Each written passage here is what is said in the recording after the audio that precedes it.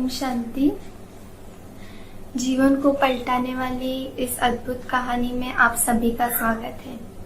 तो अब तक आपने सुना कि कैसे परमपिता परमात्मा शिव ने ब्रह्मा तन का सहारा ले नई दुनिया की आगमन का इशारा दिया।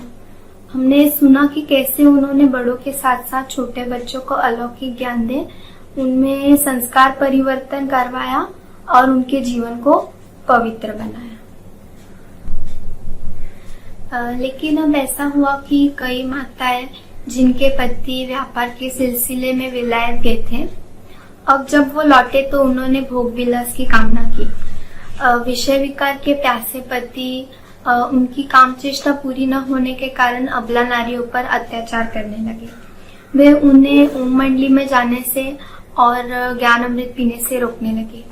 लेकिन जिन्होंने इतने काल से ज्ञान अमृत का सेवन किया था, जिन्होंने ज्ञान सुनकर अपने जीवन को पवित्र बनाया था, अब वो अपने ऊपर काम कटारी क्यों चलने देती? जिन्होंने सर्वप्रथम देवी सृष्टि का साक्षात्कार किया था, जिन्हें ये निश्चय हो गया था कि अब पुरानी कलयुगी दुनिया का विनाश होने वाला है और नई दुनिया आने वाली है, वो अब भौतिक सुख की कामना क्यों करती? इसलिए वे माताएं हाथ जोड़कर विनम्र भाव से अपने पतियों से अनुरोध करने लगी कि हे आत्मन, हम आपकी और विश्व के कल्याण की कामना करती हैं। क्यों ना हम इस घर को वैशाल्य से शिवालय बनाएं। आप श्री नारायण समान देवी गुण धारण करो और हम श्री लक्ष्मी समान देवी बनेंगे। देखो, हमारा आपसे प्रेम कम नहीं हुआ है, केवल हमारा आपके प्रति दृष्टिकोण बदला है। हम आपको आत्मिक रूप से देखते हैं और आत्मिक स्नेह करते हैं। हे आर्य पुत्र, हम परमात्मा के अमर बच्चे हैं। अतः आओ, हमारा जो परमात्मा से नाता है उसे सामने रखकर हम अपने जीवन को पवित्र बनाएं और पवित्रता के मार्ग पर चले। घर गृहस्थ के जो भी कार्य है, हम उसे और भी अधिक उत्तरदायित्व से निभाएंगे और भी परिश्रम से करेंगे। जो भी काम हमने शादी से पहले न किए हो, हम वो भी करने के लिए तैयार हैं।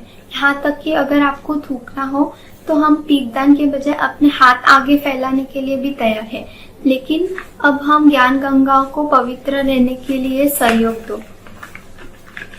आप हमसे काम वासना के लिए प्रस्ताव मत करो। अब प्रभु हमसे पवित्र रहने के लिए कह रहा है, क्योंकि कलयुग खत्म होने वाला है। समय को पहचानो।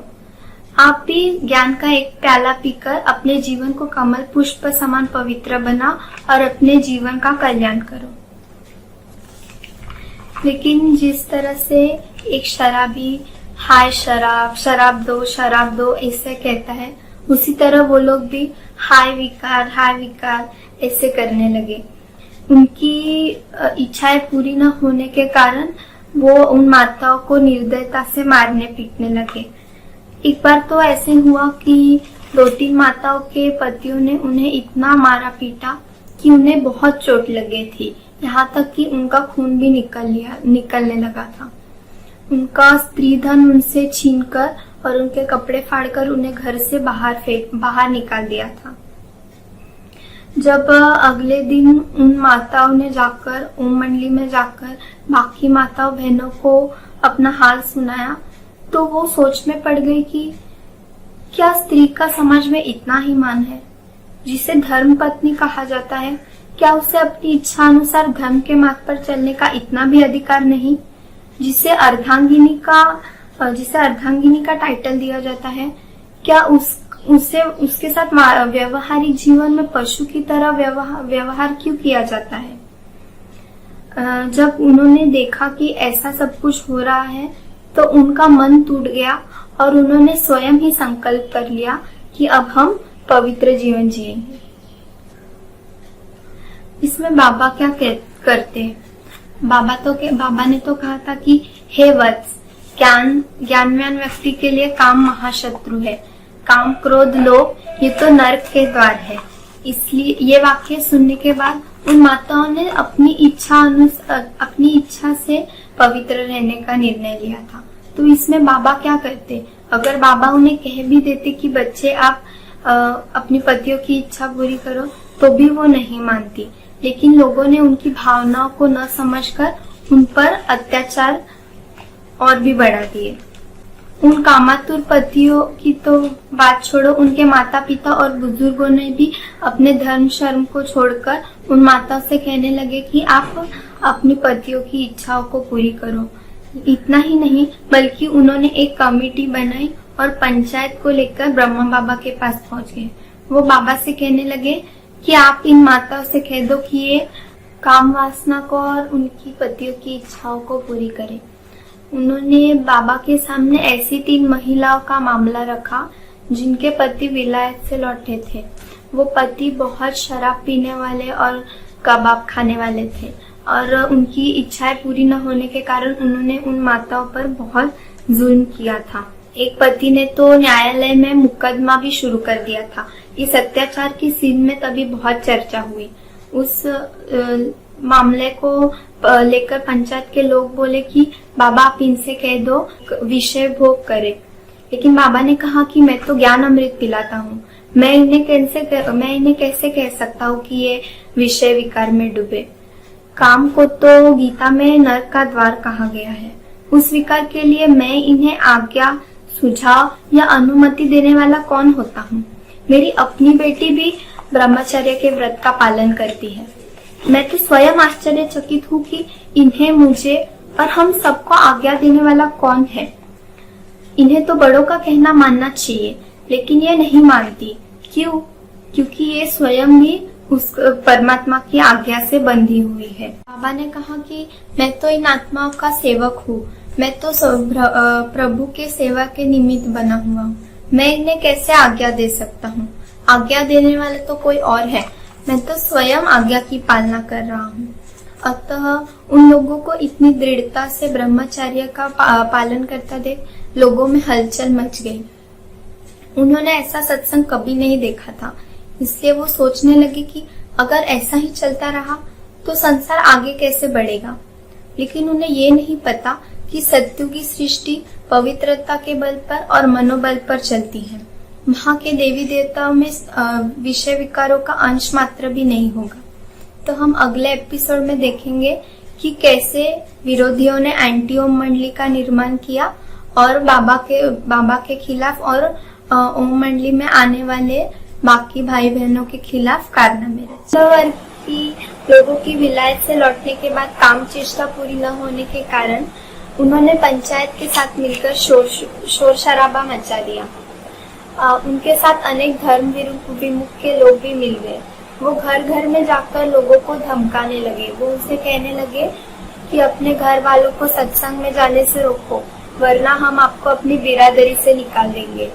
उन्होंने इतना दबाव शुरू कर दिया था कि लोग उनसे डरने लगे।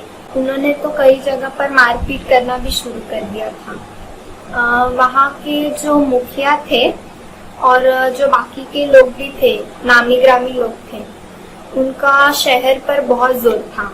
कई न्यूज़पेपर की व्यवस्था समिति और बोर्ड आदि में भी उनकी काफी पहचान थी। जैसे कि सिंध ऑब्जर्वर नाम के समाचार पत्र में भी पत्र वाले के साथ उनकी काफी पहचान वगैरह भी थी। इसलिए उन सब ने मिलकर हंगामा शुरू कर दिया। कुछ एक समाचार पत्र वालों ने उन्हें बहुत सहयोग दिया। कल तक जो बाबा के प्रशंसक थे, आज वो बाबा के विरुद्ध हंगामा करने के लिए और आंदोलन शुरू करने के लिए संगठन बनाने लगे और उन्होंने उस संगठन का नाम रख दिया एंटी ओम मंडली। उस मंडली के प्रधान जिनका नाम मंगाराम जी था, वो बाबा के एक निकट के संबंधी थे और प्रशंसक भी थे। वो खुद भी सत्संग सुनने के लिए आते थे। लेकिन अब लोगों ने उन्हें इतना भड़का दिया था कि पूछो ही मत। इस विषय में एक बहुत ही दिलचस्प वृत्तांत है। परमपिता परमात्मा शिव की और परमधाम की याद रहे, उनकी स्मृति दिलाने के लिए ब्रह्मा बाबा ने उन्हें एक ग्रामोफोन रिकॉर्ड गिफ्ट किया था। जब लोगों को पता चला कि ब्रह्मा बाबा ने उन्हें रिकॉर्ड गिफ्ट किया है, तो वो लोग तुरंत मंगाराम जी के पास भागे भागे चले आए और वो उनसे कहने लगे कि अरे अरे इसे हाथ मत लगाइए, अच्छा हुआ आपने इसे हाथ मत नहीं लगाया, वरना इस पे जो जादू है वो आप पर हो जाता। अब मंगाराम जी तो डर गए, वो सोचने लगे कि अरे इनकी बात सच तो नहीं है, इसलिए उन्होंने कहा कि जाओ जाके किसी को जादू टोने वाले को बुला कर लाओ। लोगों ने एक ऐसे व्यक्ति को लाया जो जादू टोना और ताबीज वगैरह का काम करता था। जब उसने कहा कि अच्छा हुआ आपने इसे हाथ नहीं लगाया, इसमें तो बहुत जादू भरा हुआ है। बस जब लोगों ने सुना तो उन्हें मौका ही मिल गया। उन्होंने पत्थर ईंटें उठा उठा कर उस रिकॉर्ड को फेंक फेंक कर मारा ताकि उसमें जो भी बचा कुचा जादू हो वो भी निकल जाए।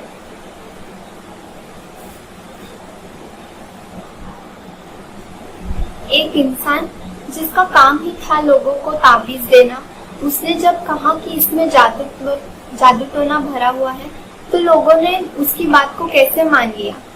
लोगों ने अपनी विवेक का उपयोग भी नहीं किया। इतने समय से जिन्होंने लोगों को ज्ञान देकर उनके जीवन को परिवर्तित किया था, क्या वो भी जादू से किया था? लौकिक बच्चों की लौकिक पढ़ाई की व्यवस्था जो कराई थी, क्या वो भी जादू से ही कराई थी? क्या रस्मों में, जादू टोने में और दुनिया की झरमुई झगमुई में इंसान का मन इतना भटक गया था कि उसने अपने विवेक का उपयोग करना भी छोड़ दिया था? अब उन्हें हम कैसे समझाएं कि सिर्फ एक परमात्मा ही सच्चा जादूगर है। वो ऐसा जादू करता है जो इंसान को देवता बना देता है, जो इंसान के असुरी गुणों को देवी गुणों में परिवर्तित कर देता है। उन्हीं मंगाराम जी के पुत्र की धर्मपत्नी बाबा की बड़ी बेटी थी, लेकिन कुछ अनबन होने के कारण वो बाबा के यहाँ चली आई थी। मंगाराम जी ने एक सेठ जी जो कि ब्रह्मा बाबा के पुराने मित्र और प्रशंसक थे, उन्हें अपना साथी बना लिया। उस सेठ के एक पुत्र की मृत्यु होने के बाद उनकी बहू के साथ जायदाद के बंटवारे में कुछ झगड़ा हो गया था। वो भी ओम मंडली में सत्संग सुनने के लिए आती थी और वहाँ एक पास ही के बिल्डिंग में रहती थी। इसलिए उस सेठ जी ने आकर ब्रह्मा बाबा से कहा कि वो उस बहू से कह दे कि वो अपने ससुराल वापस चली जाए और जायदाद बंटवारे के ख्याल को भूल जाए। लेकिन जायदाद मिलना तो उसका अपना हक था और ये तो उनका घरेलू मामला था। इसलिए बाबा ने जब उन्हें सहयोग देने से मना कर दिया तो उन्हें बहुत गुस्सा आया। उस गुस्से का बदला लेने के लिए मंगाराम जी ने और उस सेठ ने मिलकर एंटी ओम मंडली वालों को बहुत आर्थिक सहयोग दिया। उन्होंने एम अपना ये किया था, एक एम बनाया था कि अगर वो अपने संपूर्ण ब्रह्मचर्य के व्रत से न टले तो उन पर प्रतिबंध लगवा दिया जाए। एंटी ओम मंडली वालों ने लोगों पर इतना जोर डाला था कि सत्संग में आने वाली माताओं के माता पिता और सास ससुर उन्हें 5-5 7-7 ताले लगाकर कोठरियों में बंद करने लगे और उन पर सख्त पहरा रखा जाने लगा। उन्होंने उन पर इतने जुल्म किए कि हम कुछ अब सत्संग में आने वाले लोगों पर इतने अत्याचार हुए कि उसका वर्णन भी नहीं किया जा सकता। धर्म के मार्ग पर चलने वाले व्यक्तियों पर हमेशा से ही अत्याचार होते आए हैं।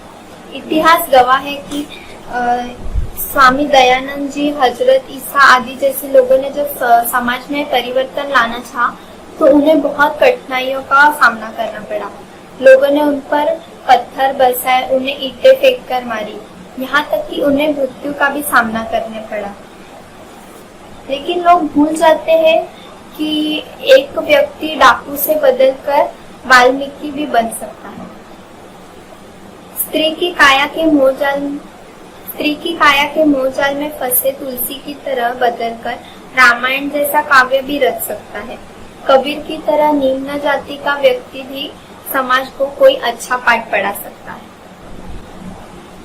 दूसरी बात यह है कि जनता एक पिटे पिटाए मार्ग पर ही सदा चलना चाहती है। यदि कोई दूसरा व्यक्ति अपने अनुभव और परिश्रम के आधार पर एक छोटा और अच्छा मार्ग निकालकर सुखपूर्वक यात्रा के लिए लोगों को अगर प्रेरित करे तो भी जनता को संकोच होता है। इसलिए जनता की भेड़ चाल प्रसिद्ध है। इसलिए समाज को मोड़ने के लिए सुधारकों को काफी विरोध और कष्ट सहन करने पड़े और उन्हें कड़ी आलोचना और आरोपों के लिए भी तैयार रहना पड़ा। तीसरी बात यह है कि जनता की स्मरण शक्ति इतनी कमजोर है कि वो किसी के द्वारा किए गए भलाई के कार्य और अच्छे कर्मों को भी भूल जाता है। यही चीज ओम मंडली और ब्रह्मा बाबा के साथ हुई थी। लोगों ने ये नहीं सोचा कि जो स्वयं गृहस्थी और व्यापारी थे उन्हें पूर्ण पवित्रता, पूर्ण ब्रह्मचर्य का पाठ पढ़ाने वाला कौन था, उन्हें साक्षात्कार कराने वाली कौन सी शक्ति थी। बाबा को जो कलयुग की महाविनाश का और नई दुनिया का साक्षात्कार हुआ था, इसके पीछे भाव क्या था? उस भविष्य दर्शन के अनुसार एक व्यक्ति और समाज का उस भविष्य दर्शन के प्रति क्या कर्तव्य था? लोगों ने तो केवल उनके शरीर को ही देखा, लेकिन उस शरीर में आकर जिस परमात्मा ने ज्ञान दिया था, उस परमात्मा को वो लोग देख ही नहीं पाए, क्योंकि परमात्मा को देखने के लिए तो दिव्य दृष्टि चाहिए, जो कि उनके पास थी ही नहीं, क्योंकि वो सब तो अपने संस्कारों और आदतों के वशीभूत थे। लेकिन ब्रह्मा बाबा ने उन्हें कभी दोषी नहीं माना। उन्होंने यही कहा कि इन्हें पता नहीं कि परमात्मा, इन्हें पहचान नहीं है कि इन्हें परमात्मा की पहचान नहीं है, इसलिए ये लोग विरोध करते हैं। इन्हें ये नहीं मालूम कि मैं भी स्वयं ईश्वर के बंधन में बंधा हुआ हूँ। परमात्मा को अपना खुद का तन नहीं है, इसलिए वो मेरे तन का आधार ले सबको ज्ञान दे रहे हैं। इसलिए इन सब का इस कल्याण ही समाया हुआ है, इसलिए कोई बात नहीं।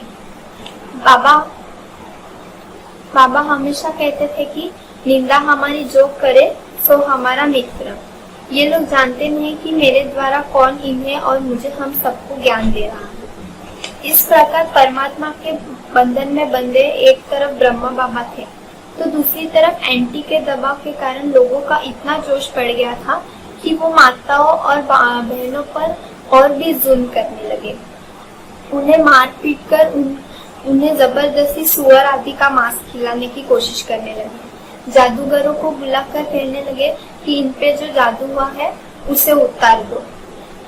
वो उन्हें चारपाई से उनके हाथ पैर को बांधकर खटिया पे चढ़ जाते थे और उनकी उंगलियों को चारपाई के नीचे दबा देते थे। जब पुरुष ब्रह्मचर्य की पालना करने के लिए अपने घर परिवार बीवी बच्चों को छोड़कर घर से चला जाता है, तब उसे कोई कुछ नहीं कहता। फिर जब माताएं बहनें घर में रहकर ब्रह्मचर्य की पालना करना चाहे तो उन पर इतने जुल्म क्यों? इस प्रकार हर माता हर कन्या की अलग अलग कहानी है।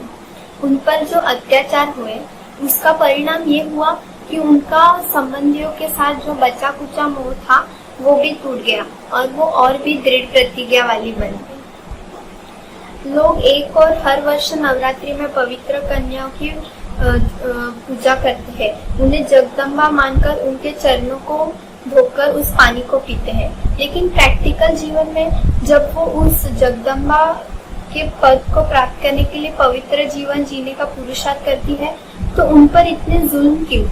उन्हें पशु की तरह मार पीट कर जंजीरों में क्यों बांधा जाता है? क्या उनके हाथों पर हथौड़े मारकर उन्हें कमरे में क्यों बंद कर दिया जाता है? वाह रे इंसान, तू अपनी दौलत और जवानी के नशे में इतना चूर हो गया है कि तुझे अच्छे और बुराई का भेद भी नहीं समझ में आता क्या? एंटी ओम मंडली द्वारा किए गए अत्याचारों के विषय में ब्रह्मा कुमारी गंगाबेन, जो उस समय कानपुर सेंटर की इंचार्ज थी, उनका कहना था कि जब से मैं ओम मंडली में जाने लगी तब से मेरी खुशी दिनों दिन बढ़ती ही गई। वहाँ के वातावरण में ऐसी शुद्धता थी जिसे अनुभव करते ही मन शांति में डूब जाता था। ऐसा लगता था जैसे जन्मों जन्मों की प्यास बुझ रही है। इसलिए मैं अब विषय विकारों को छोड़कर पवित्रता के मार्ग पर चलने लगी। अब मैं देह अभिमान से देही अभिमानी बनने का अभ्यास करने लगी। लेकिन उनकी ईश्वरीय लगन को देखकर उनके लौकिक संबंधी सोचने लगे कि अगर ये इन्हीं बातों में रमण करती रही तो पता नहीं आगे चलकर इसका क्या होगा।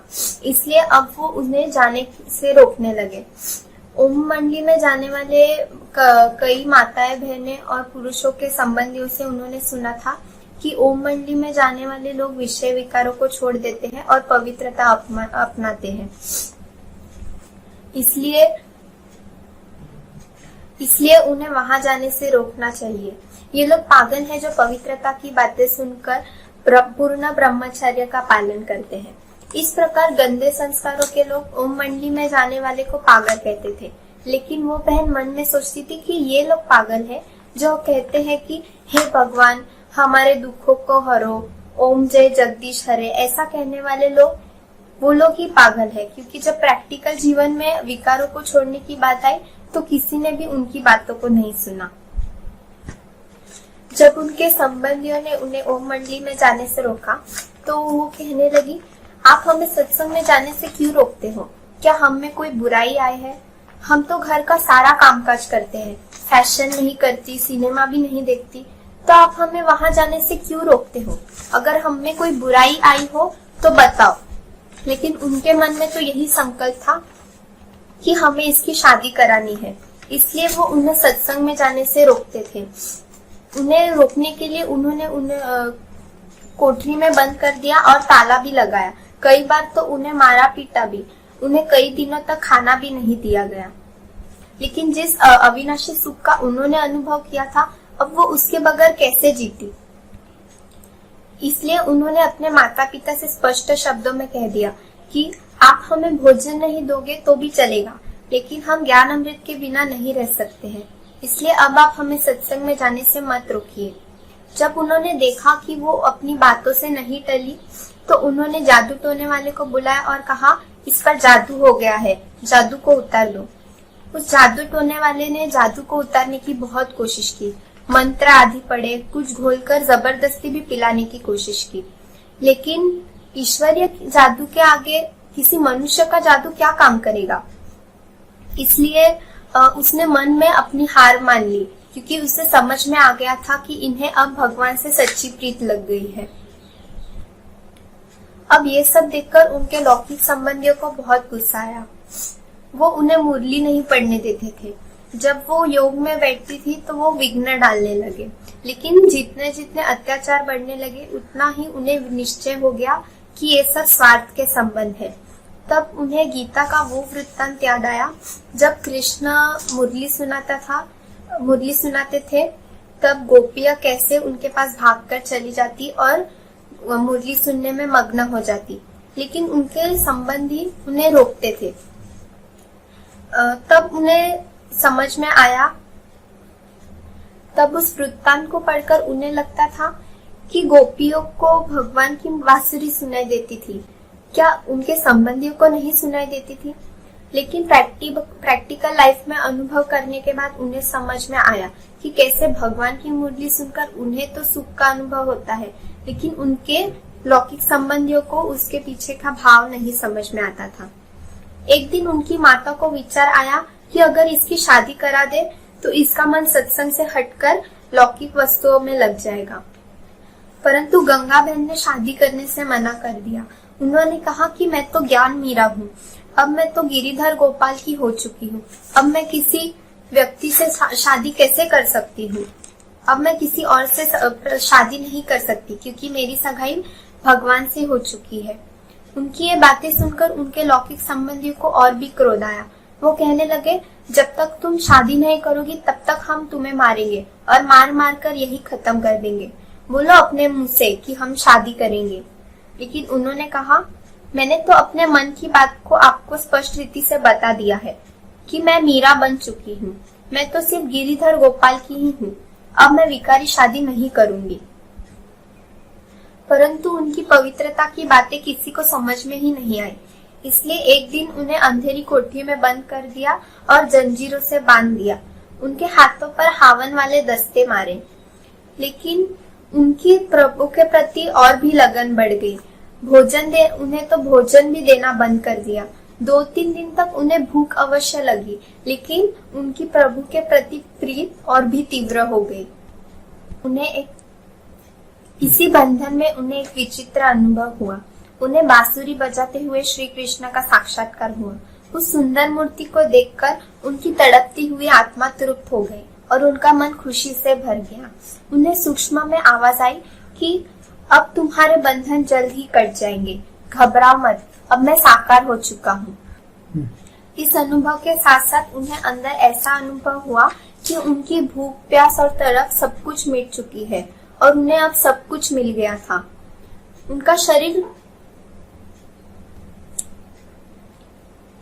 उनका शरीर क्षीण हो चुका था, लेकिन इस साक्षात्कार के बाद उन्हें आत्मिक शक्ति का विशेष अनुभव हुआ। 3 दिन बाद द्वार खोलकर उनके संबंधियों ने उनसे पूछा, अब बताओ क्या सोचा है, शादी करोगी या नहीं? देखो अपना हट छोड़ दो, बस एक बार मुंह से कह दो कि मैं ओम मंडली में नहीं जाऊंगी और शादी भी करूंगी। इस पर गंगा बहन ने कहा, आप ये क्या कह रहे हैं? आपने अभी तक हमें समझा ही नहीं। देखो मेरी बात सुन लो, इस लगन की अग्नि बुझने वाली नहीं है, यह दबाने से नहीं दबेगी। हाँ, अगर मैं इस लगन में अपना शरीर छोड़ दूं, तो मैं आत्मा तो प्रभु की स्मृति में स्थित होकर स्वर्ग के द्वार में चली जाऊंगी। परंतु आप एक बात कर लेना, मेरी लाश को एक बार ओम मंडली के सत्संग के द्वार के सामने से लेकर जाना। ये सुनकर सभी आश्चर्यचकित हो गए। कुछ निराश, कुछ रुष्ट और कुछ क्रोधित होकर कहने लगे, तुम अभी तक नहीं बदली, क्या तुम नहीं मानोगी? फिर इस पर गंगा बहन ने कहा, देखो मैं इतनी कायर नहीं हूँ जितना आप हमें समझते हैं। हम सीतम सहन करने वाली कन्याएं माताएं हैं। हम प्रभु के प्रेम से धीरज और अत्याचार करना तो सीख गए हैं, लेकिन कहीं ऐसा न हो कि इन अत्याचारों का परिणाम आपको भोगना पड़े, क्योंकि हमारा रक्षक तो स्वयं भगवान है। ये सब कुछ देखकर गंगा बहन उन्हें बोलने लगी, मुझे आप पर दया आ रही है, क्योंकि आपने मुझे और भगवान को पहचाना ही नहीं। हमें मार पीट कर आप अपने ही सर पर पाप का बोझ बढ़ा रहे हैं। अब वो और भी क्रोधित हो गए और उन्होंने फिर से उन्हें जंजीरों में बांध दिया। लगभग 2 मास तक उनकी ऐसी ही हालत रही। आखिर उनकी बड़ी बहन विलय से आई और उन्होंने अपने लौकिक संबंधियों से कहकर उन्हें जंजीरों से निकाल दिया, उन्हें जंजीरों से छुड़ाया। परंतु उसके बाद भी उन पर बहुत अत्याचार हुए। वो अपने लौकिक संबंधियों से कहा करती थी कि आप हमारे शरीर के मालिक हैं, परंतु हम आत्माएं तो ईश्वर की पुत्रियां हैं, इसलिए अब हम उनकी बन चुकी है। हमारे देश में सन्यासियों और कुमारियों की बहुत पूजा की जाती है। क्यों? क्योंकि वो ब्रह्मचर्य का व्रत पालन करती है, वो पवित्र होते हैं, इसलिए ना। लेकिन जब वही कन्या शादी कर ससुराल जाती है, तो उसे घूंघट में मुंह छुपाकर सबके सामने झुकना पड़ता है, क्योंकि उसने काम विकार को अपने मन में बसाया है। अब जब कोई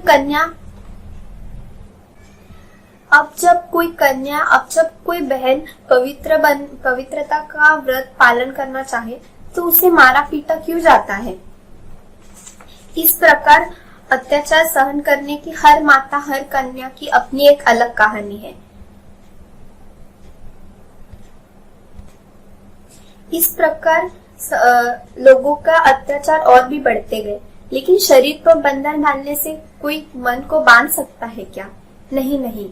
अब इन कन्या माताओं पर जो भी अत्याचार हुए, उसका परिणाम ये हुआ कि उनके संबंधियों में उनका जो भी बचा कुचा मोह था, वो भी टूट गया और वो और भी दृढ़ प्रतिज्ञा वाली बन गई। ओम मंडली में जाने वाली माताओं के पतियों ने जब देखा कि जिस विशेष सुख के लिए हमने इन्हें घर लाया था, अब वो हमें नहीं मिलेगा, तो उन्होंने अपनी पत्नियों को घर से निकाल दिया। जब उनके माता पिता ने भी देखा कि ये विकार से घृणा करती है, तो उन्होंने अपने संबंध को तोड़ने का विचार किया। पंचायत के दबाव से और लोक-लाज से उन्हें घर से बाहर निकाल देने पर वो उत्तर आए। जब उन्होंने देखा कि ये कन्याएं माताएं सत्संग में जाने से नहीं रुकती है, तो उन्होंने सोचा कि जिस भवन में ये जाकर ज्ञान अमृत पीते हैं, क्यों ना उसी को धूली धूसरित कर दिया जाए। इसलिए एक दिन की बात है, जब बाबा सत्संग भवन अर्थात लखीराज भवन में नहीं थे, तब लोगों ने अवसर जानकर उस पर आक्रमण कर दिया। उन्होंने भवन को चारों ओर से घेर लिया और दरवाजे खिड़कियां तोड़ने लगे। अंदर घुसने की भी कोशिश की, लेकिन शिव की शक्ति सेना खड़ी हो गई और उन्होंने किसी को भी अंदर घुसने नहीं दिया। अब उन लोगों ने मकान को आग लगा दी। क्रोध के वशीभूत लोगों ने ये भी नहीं सोचा कि हमारी ही कन्याएं माताएं बहू बेटियां अंदर है। उन्होंने ये भी नहीं सोचा कि हम अपने ही घर वालों को जिंदा जला रहे हैं। परंतु भावी ऐसी बनी कि किसी दर्शक ने पुलिस को फोन करके सूचना दे दी। पुलिस ने आकर सभी को भगा दिया और फायर ब्रिगेड को बुलाकर आग को बुझा दी। कहते भी है ना, जाको राखे साइया, मार सके ना कोई। इतना सब होने के बाद भी बाबा सदा निश्चिंत, अडोल और साक्षी अवस्था में रहते थे। वो कहा करते थे कि हम तो परमात्मा के सेवक हैं, इसलिए वो सब कुछ ठीक कर देगा। धर्म के मार्ग पर चलने वालों को तो परीक्षाएं आएंगी ही, लेकिन हम इस निश्चय में स्थित रहे कि सच की नैया हिलेगी, डुलेगी, लेकिन कभी डूबेगी नहीं। उनके इस शांत और निश्चिंत जीवन से प्रेरणा लेकर सभी भाई बहनें और माताएं ईश्वरीय मस्ती में मस्त रहने लगे और वो साक्षी होकर ड्रामा के इस पार्ट को देखते थे। लोगों ने लखीराज भवन पर इतने पत्थर बरसाए, शीशे तोड़ दिए, दरवाजे आदि भी तोड़ दिए, लेकिन कोई भी भयभीत नहीं हुआ। इन घटनाओं का फल ये हुआ कि उनका संसार में जो भी बचा कुछा मोह था, थोड़ा बहुत जो भी अनुराग था, वो भी टूट गया। अब उस भवन से शिफ्ट होकर सभी ओम निवास नाम के बिल्डिंग में चले गए। ओम मंडली का सत्संग आदि भी सभी वहीं पर होने लगा। छोटे बच्चों के लौकिक और आध्यात्मिक शिक्षा भी वहीं होने लगी। अब एंटी ओम मंडली ने ओम निवास के बाहर आंदोलन शुरू कर दिया। एक दिन सुबह 5:30 बजे ओम निवास में रहने वाली छोटी छोटी बच्चियां यूनिफॉर्म पहने हुए अपनी शिक्षिकाओं के साथ बस में घूमने के लिए गई थी। तब सन्नाटा छाया हुआ था। उस समय से थोड़े ही समय के बाद पंचायत के मुखी लोगों ने और अन्य उपद्रवी लोगों ने ओम निवास के बाहर पिकेटिंग शुरू कर दी। ओम निवास को चारों ओर से घेर लिया और उसके मुख्य द्वार को आगे से 10-15 माताएं और भाई ज्ञान अमृत पीने के लिए आए थे। उन्होंने देखा कि उपद्रवी उन्हें अंदर नहीं जाने दे रहे, तो उन्होंने एक और पंक्ति बनाकर शांतिपूर्वक खड़े हो गए। एक और काम विकार की मांग करने वाले खड़े थे, तो दूसरी ओर उनके ही सामने धर्म, पवित्रता और गीता ज्ञान के मार्ग पर चलने वाले भाई बहने थे। एक और थी कौरव सेना, तो दूसरी ओर थी पांडव शिव शक्ति सेना। अब सारे शहर में चर्चा हो रही थी कि देखते हैं अब कौन जीतता है। जब हर घर में इस बात की चर्चा हुई कि ओम निवास के बाहर पिकेटिंग हो रही है, तो जो कन्याएं माताएं अपने घर में 10-10, 12-12 तालों में बंधी हुई थी, अब वो भी किसी न किसी युक्ति से बाहर निकल आई। इनमें से एक कन्या का नाम गोपी था। वो शहर के बहुत प्रसिद्ध चौधरी की पुत्री थी। उस सेठ को इस बात का गर्व था कि उन्होंने अपनी बेटी को 13 तालों के भीतर इस तरह से बंद करके रखा है कि वो लाख प्रयत्न के बाद भी बाहर नहीं आ सकती। उस सेठ ने जब अपनी पुत्री को वहां पर मौजूद देखा, तो उन्हें इस बात का आश्चर्य हुआ और उन्हें संताप भी हुआ। यह सेठ एंटी ओम मंडली वालों को बहुत धन का सहयोग देते थे। अब इधर उपद्रवी लोग कभी सोडा वाटर की बोतलें, कभी चाय और कभी कुछ और लेते थे। उन्हीं के सामने खड़ी थी पंक्ति में छोटी छोटी कन्याएं, जिनमें से बहुत सी कन्याएं 12 वर्ष से भी छोटी थी, लेकिन उन्होंने उन उपद्रवी लोगों के हाथों से कुछ भी लेने से मनाई कर दी। इस प्रकार खड़े खड़े पूरा दिन बीत गया, लेकिन वो वहां से हिली भी नहीं। पिकेटिंग करने वाले उन छोटी कन्या से कहते थे कि भले आप अंदर चली जाओ, लेकिन वो कहती हम तभी जाएंगे जब हमारी बहनें हमारे साथ अंदर चलेंगी, वरना हम यहीं पर धूप में भूखी प्यासी खड़ी रहेंगी। जब लोगों ने देखा कि इस पर इनका कुछ भी असर नहीं हो रहा है, तो उनकी संख्या धीरे धीरे कम होती गई। आखिर वे अपने डेरे से कूच कर गए। पांडव दल की विजय हुई। दूसरे दिन उन लोगों ने फिर धरना दिया। उन्होंने मन में दृढ़ विचार कर लिया कि आज चाहे कुछ भी हो जाए, लेकिन हम इन्हें बिल्कुल अंदर नहीं जाने देंगे। इस दृश्य को देखने के लिए शहर से हजारों लोग वहां पर पहुंच गए थे। एक और वो सब खड़े थे और दूसरी ओर खड़े थे श्वेत वस्त्रधारी पांडव सेना, श्वेत वस्त्रधारी शिव शक्ति सेना। लेकिन उस दिन भी कुछ नहीं हुआ। आखिर शाम 7 बजे तक खड़े रहने के बाद वो सब वापस अपने घर लौट गए। तीसरे दिन वो लोग अपने साथ गुंडों को लेकर आए। फिर सिंध की सरकार ने अर्थात कलेक्टर साहब ने बीच में पड़कर धरने को बंद करवा दिया। कई समझदार लोगों ने उनसे कहा कि इन मुखियों का कार्य ठीक नहीं है, ये यहाँ की छोटी छोटी कन्याओं को परेशान करते हैं। कुछ नामी लोगों ने समाचार पत्रों में एंटी ओम मंडली के विरुद्ध लेख भी दिए। जिला मजिस्ट्रेट के सेक्शंस 112 और 107 के अंतर्गत उपद्रवियों के विरुद्ध कार्यवाही की गई, लेकिन उन्हीं सेक्शंस के अंतर्गत ओम मंडली के 5 व्यक्तियों के विरुद्ध भी नोटिस दिया गया। उन 5 व्यक्तियों में दादा का नाम भी शामिल था। उन पर यह आरोप लगाया गया था कि उन्होंने शांति भंग की है, लेकिन शांति तो उपद्रवियों ने भंग की थी। उन्होंने ही मकान तोड़ा था और उन्होंने ही जुलूस निकालकर पथराव भी किया था। अतः शांति को भंग करने के आरोप के लिए उन्हें दंडित करना बहुत जरूरी था। इसलिए ओम मंडली ने इस केस को तुरंत ही उच्च न्यायालय में भेजा। उच्च न्यायालय के जुडिशनल कमिश्नर और अन्य न्यायाधीश ने जिला मजिस्ट्रेट द्वारा की गई कार्यवाही की कड़ी आलोचना और भर्त्सना की। उन्होंने कहा कि जिलाधीश ने कानून का गलत उपयोग किया है। अतः क्योंकि वास्तव में ओम मंडली तो शांतिपूर्वक अपना कार्य कर रही थी, लेकिन शांति तो दूसरे लोगों ने भंग की थी।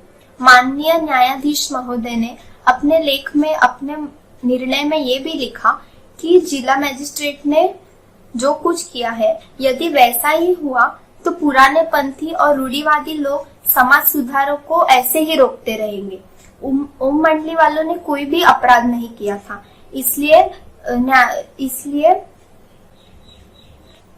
इसलिए जिलाधीश ने जो भी निर्णय लिया था वो गलत था।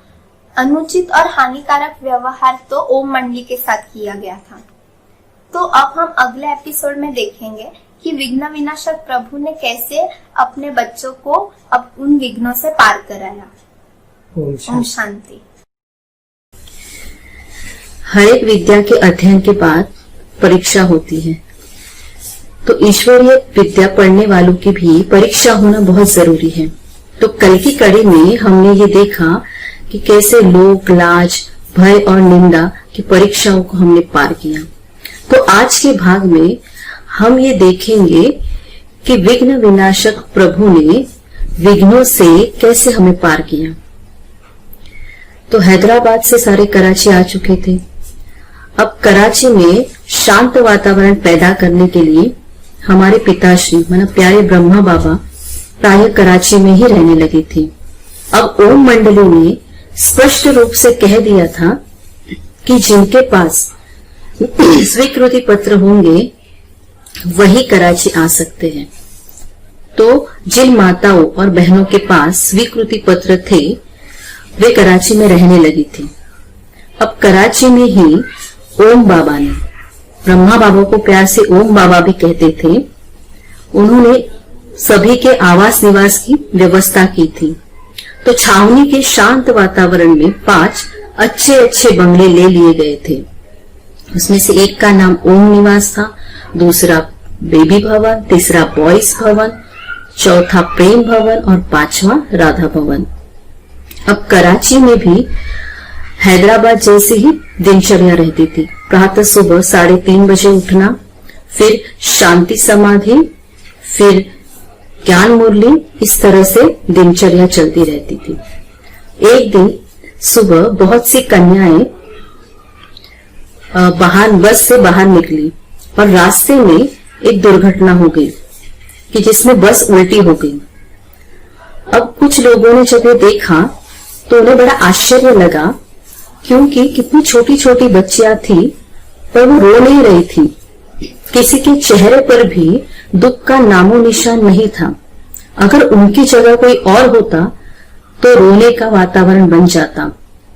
उल्टा वो तो ये कह रही थी कि मैं तो आत्मा हूं, मैं तो शांत स्वरूप हूं। अब उन सभी को अस्पताल में ले जाया गया। वहां पर जिनको चोट पहुंची थी उनको मरहम पट्टी की गई, जिन्हें ज्यादा चोट पहुंची थी उनको दाखिल किया गया। अब वहां के नर्स और डॉक्टर्स उन छोटी छोटी कन्याओं की मानसिक स्थिति को देखकर आश्चर्यान्वित हो गए कि ये इतने छोटे होने के बावजूद भी बिल्कुल रोते नहीं हैं और इनके चेहरे पर कोई दुख के नामो निशान नहीं है। अब इस बात की सूचना देने के लिए एक कन्या पिताश्री माना ब्रह्मा बाबा के पास गई और उसने सारा वृत्तांत बताया। अब ये बात सुनकर ब्रह्मा बाबा के चेहरे पर भी कोई दुख का नामो निशान नहीं था, ना ही चिंता थी। ब्रह्मा बाबा ने इतना ही कहा, अच्छा बच्ची, जो भावी थी सो हो गई, अच्छा तुम चलो मैं अस्पताल आता हूँ। पर अस्पताल में जाने से पूर्व ही पहले ब्रह्मा बाबा उस जगह पर गए जहां ये दुर्घटना हुई थी।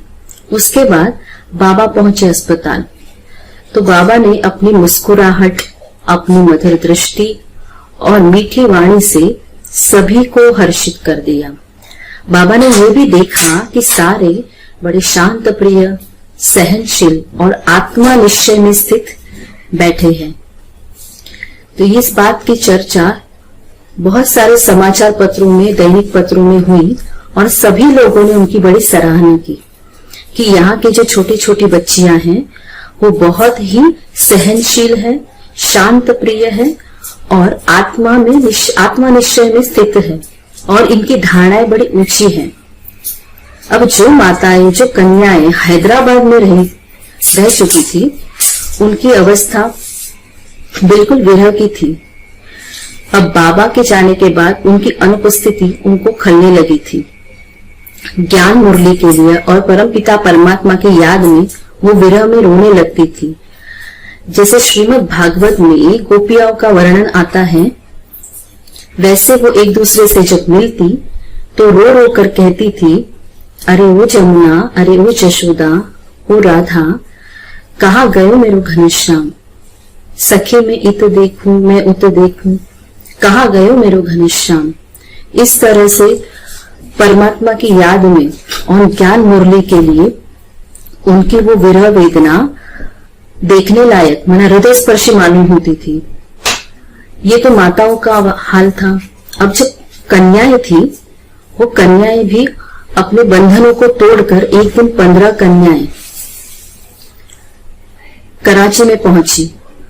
अब कराची में पहुंचने के बाद ओम मंडली संस्था ने उनके संबंधियों को ये संदेशा भिजवाया कि वो यहाँ पर कुशलता पूर्वक पहुंच गई है, तो आप उनकी चिंता न करें। तो इससे पता चलता था कि कन्याएं और माताएं वो बाबा की जो अनुपस्थिति थी वो खलने लगी थी और वो विरह सहन न होने के बाद इसलिए कन्याएं कराची पहुंच गई, पर माताएं तो घर के बंधन में फंसी हुई थी।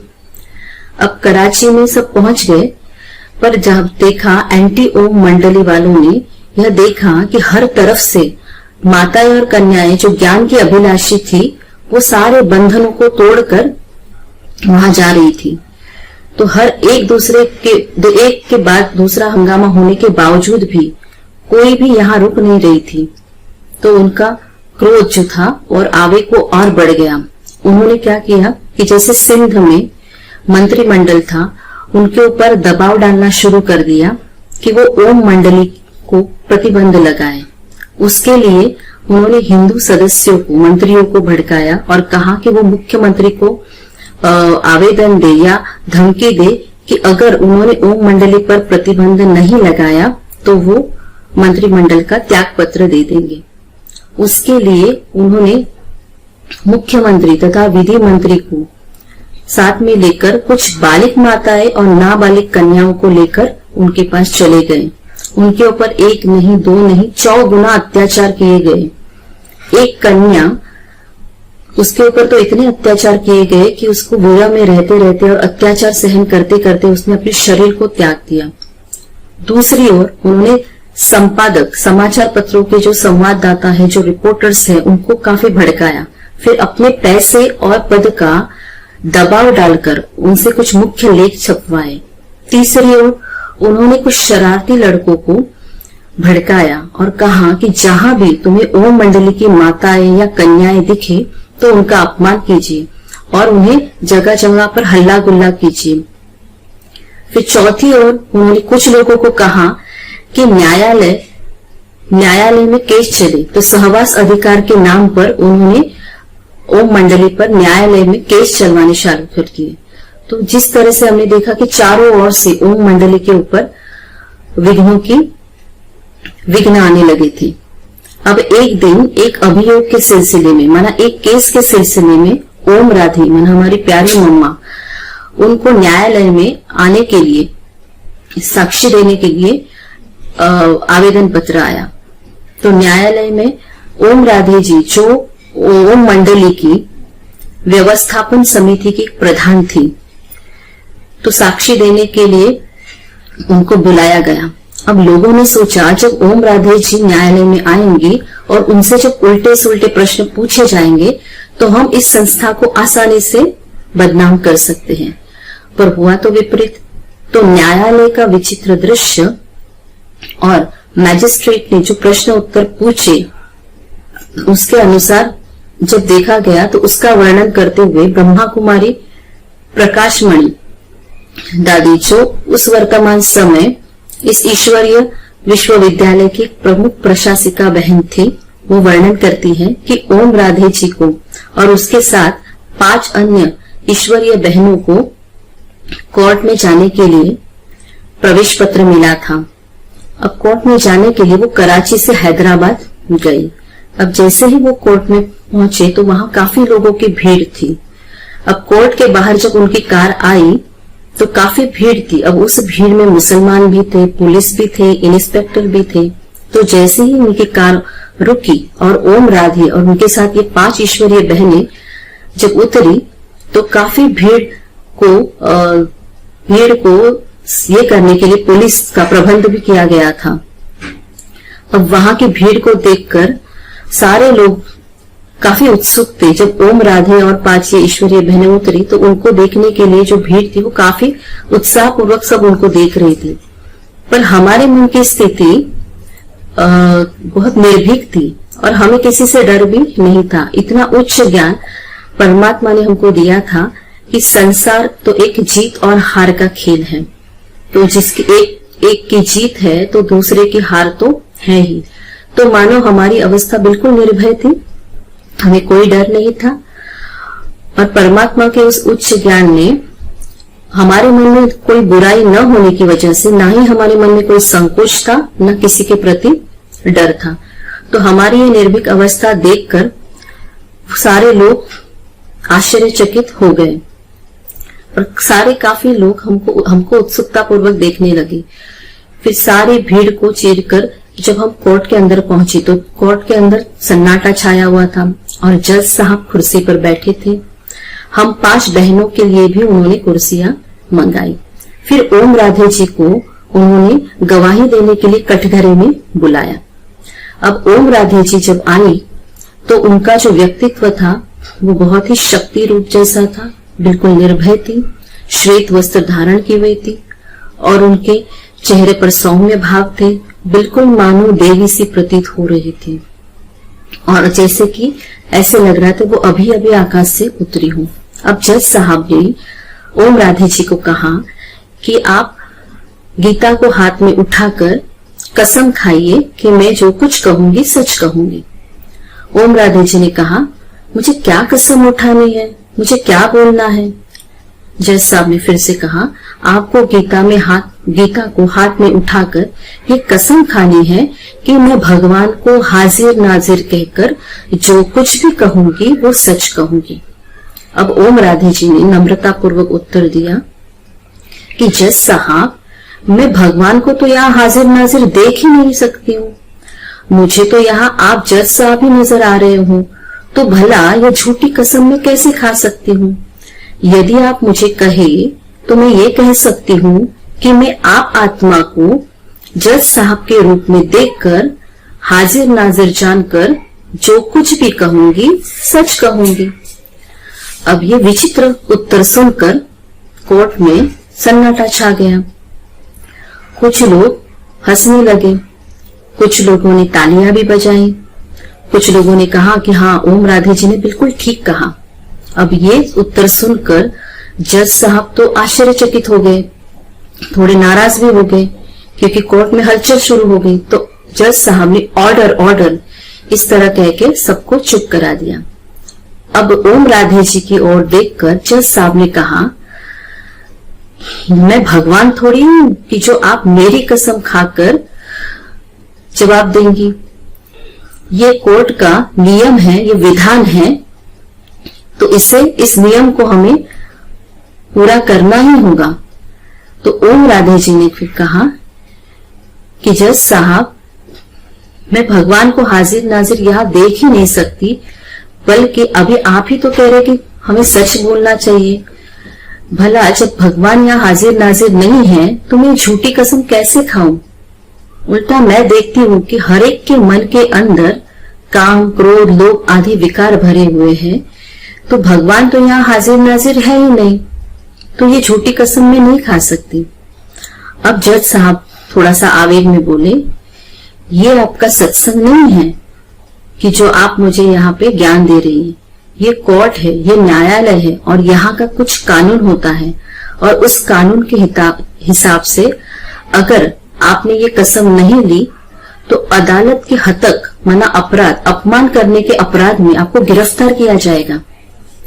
फिर से ओम राधे ने निर्भय अवस्था में स्थित होकर जवाब दिया, जज साहब, जैसे आप इस अदालत के हतक माना अपमान नहीं करना चाहते, वैसे ही मैं उस ईश्वर के अदालत की हतक माना अपमान नहीं करना चाहती।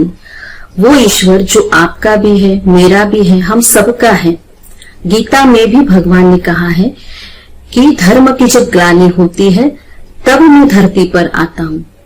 तो भला अब भगवान हाजिर नाजिर कैसे हुआ? अब परम पिता परमात्मा जो प्रेम स्वरूप है, ज्ञान स्वरूप है, आनंद स्वरूप है और जो निर्विकार है, तो भला आज जब मैं देखती हूँ कि हर एक के मन के अंदर वो काम, क्रोध, लोभ भरा पड़ा है, तो मैं ये कैसे कहूँ कि परम पिता परमात्मा यहाँ हाजिर नाजिर है? अब जज साहब ने, अब ये ओम राधे जी के उत्तर सारे कोर्ट में सब सुन रहे थे, सभी जगह पर सन्नाटा छाया हुआ था। उस समय लगभग 21 साल की ओम राधे जी की उम्र थी, और उनके ये तर्क विवेक संगत उत्तर सुनकर सारे लोग दांतों तले उंगलियां दबाने लगे। तो उसी कोर्ट में एंटी ओम मंडली के कुछ सदस्य भी बैठे थे जो ये बातें सुन रहे थे, और उनके मन को भी उनकी ये बातें, ये उत्तर स्पर्श कर रही थी। अब जज साहब को तो अपनी, वो कानून से बंधे हुए थे, उनको अपनी ड्यूटी को निभाना ही था। जज साहब फिर से बोले कि ये कोर्ट है, ये न्यायालय है, और यहाँ का कुछ नियम होता है जिसे हम तोड़ नहीं सकते, आपको कसम उठानी ही होगी। तो ओम राधे ने फिर से धैर्यता पूर्वक कहा, जज साहब, मैं किसी भी हालत में ये झूठी कसम नहीं उठा सकती। अब जज साहब ने कहा, देखिए, फिर से सोचिए, मैं आपको फिर से अवसर देता हूँ, आप कसम उठा लीजिए, तो ही मैं आगे के प्रश्न आपको गवाही के लिए पूछ सकता हूँ। फिर ओम राधे जी ने धैर्यता पूर्वक कहा कि जज साहब, मैंने अच्छी रीति सोच लिया है। अब जज साहब बिल्कुल आश्चर्यचकित हो गए।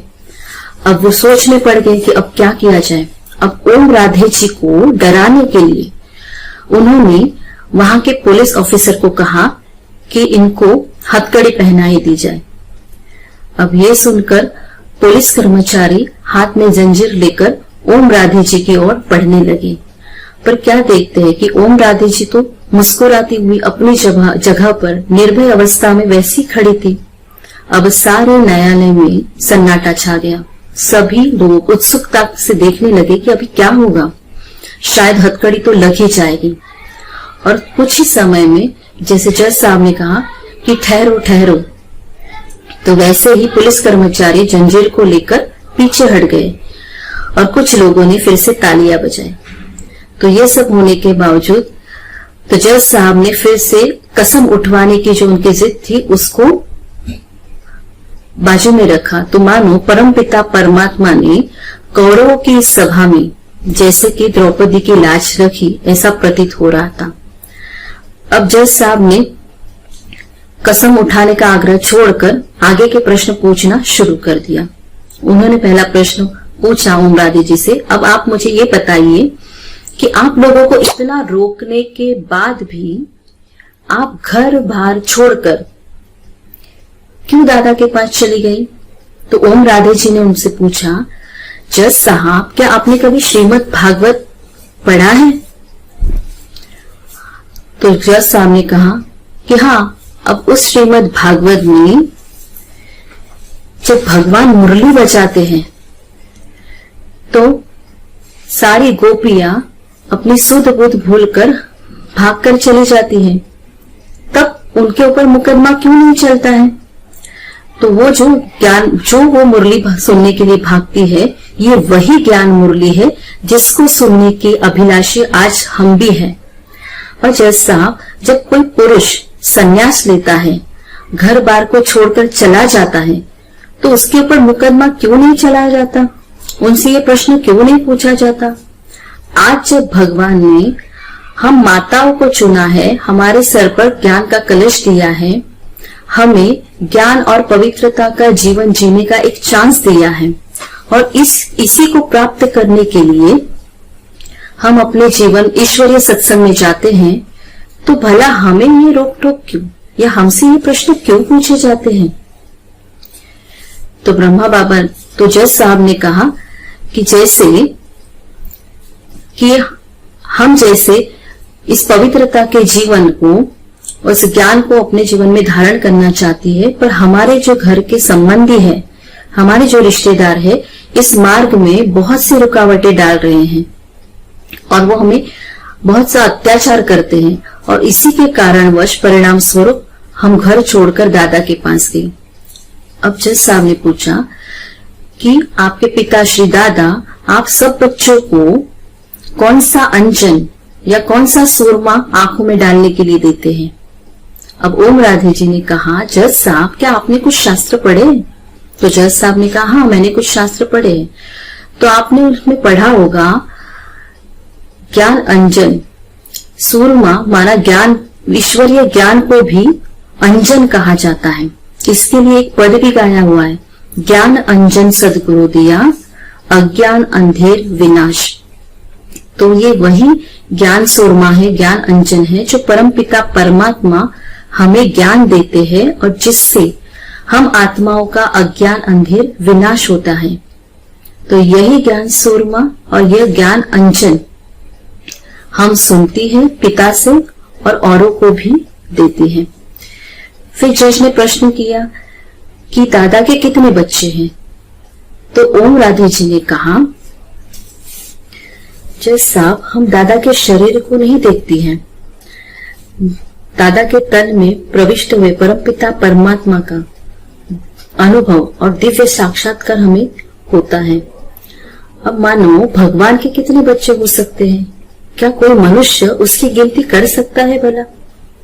भगवान तो त्रिलोकीनाथ है, हम आप सभी उन्हीं के बच्चे हैं।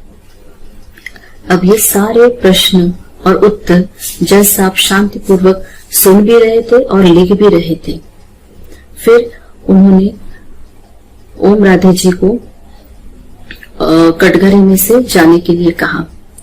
ओम राधे जी कटघरे में से नीचे उतरी और उसी न्यायालय में और समाचार पत्रों के संवाददाता रिपोर्टर्स भी बैठे थे, वो भी ये प्रश्न उत्तर सुन रहे थे और लिख रहे थे। सभी ने तालियां बजाई। फिर ओम राधे जी नीचे उतरी और जज साहब से इजाजत लेके हम सारी बहनें वहां से निकल गई। अब दूसरे दिन जब हम कराची पहुंचे तो हमने बाबा को इस बात का सारा समाचार दिया, पर ब्रह्मा बाबा को तो पहले से ही समाचार पत्रों के द्वारा ये सारी बातें पता चल चुकी थी। फिर बाबा ये सुनते समय बिल्कुल ही शांत, निश्चित और साक्षी भाव में थे। अब कराची में माताएं, कन्याएं और परिवार वाले सभी जीवन को उच्च बनाने की ईश्वरीय विद्या में लग चुके थे, पर फिर भी कराची में भी लोगों ने ओम मंडली का पीछा नहीं छोड़ा। तो उस बारे में ब्रह्मा कुमारी चंद्रमणि जी लिखते हैं कि वहां के साधु टी.एल. वासवानी जी एंटी ओम मंडली वालों ने उनको अपने साथ कर दिया। अब कराची में साधु वासवानी जी ने कन्याओं के लिए मीरा नामक स्कूल खोला था। वहां पर वे सत्संग भी करते थे। तो एक बार ब्रह्मा बाबा ने हमको कहा कि हम सब जाएं और वासवानी जी से मिले, उनसे उनको ईश्वरीय संदेश सुनाए और उनसे ज्ञान वार्तालाप भी करे, क्योंकि सुनने में आया था कि साधु वासवानी जी ओम मंडली के खिलाफ पिकेटिंग करने की बात कर रहे थे। पिकेटिंग माना धरना, आंदोलन करना। तो ब्रह्मा बाबा ने हमें कहा कि आप सब उनके पास जाएं और उन्हें ये समझाए कि वो ओम मंडली के कार्य को पहले समझ ले, वहां आने वाले सत्संगियों को अपना अनुभव पूछे, बिना सोचे समझे लोगों की सुनी सुनाई बातों पर विश्वास रखकर कुछ निर्णय न ले और बिना जाने आंदोलन न करे। तो बाबा की ये बात सुनकर हम कुछ एक बहनें उनसे मिलने के लिए चली गई। साथ ही साथ ईश्वरीय संदेश का एक ग्रामोफोन रिकॉर्ड भी लेकर गई। हम उनसे मिले, हमने उनसे ज्ञान वार्तालाप किया।